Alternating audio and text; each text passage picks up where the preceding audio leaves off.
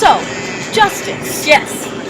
I am doing a project on the movie Mr. Nobody, and I know you have watched it, so I wanted to ask you a couple questions about it. Okay. We'll start with the aesthetic view of it. Well, how do you think that really played a part in the film? I really enjoyed the color scheme. I thought that was very interesting.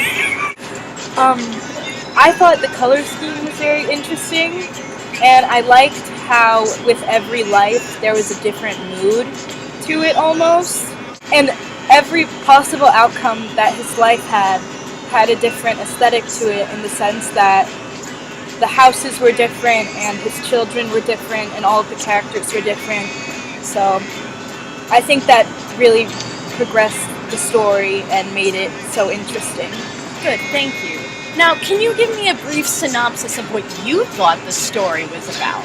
And try to explain it in a way that someone who hasn't seen it before can understand it. Mr. Nobody is about a man, Jared Leto, I forget his name. Mr. Nobody. Oh.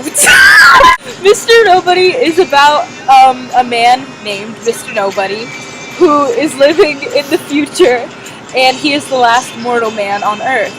Everyone else has developed the technology to be immortal.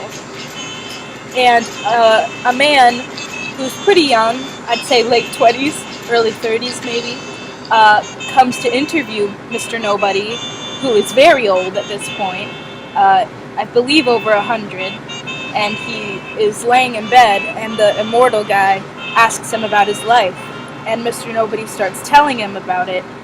But as Mr. Nobody is telling the interview these stories, they keep changing. And the interviewer is like, wait, what is the real story?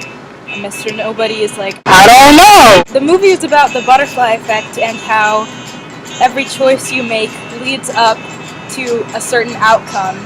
And he's just explaining every potential outcome that he could have had. And we never find out which one is the real one. What was your favorite part of the film? My favorite part of the film, I think, was when young Mr. Nobody was with one of his girlfriends, and her dad ended up dating Mr. Nobody's mom. And because Mr. Nobody and the girl were in love, it became brother and sister loving each other, so they kind of had to have a secret relationship. And I thought it was sad for Mr. Nobody and the girl because they loved each other, but they couldn't be together. But it was also interesting to see how they worked around that to end up together in that scenario.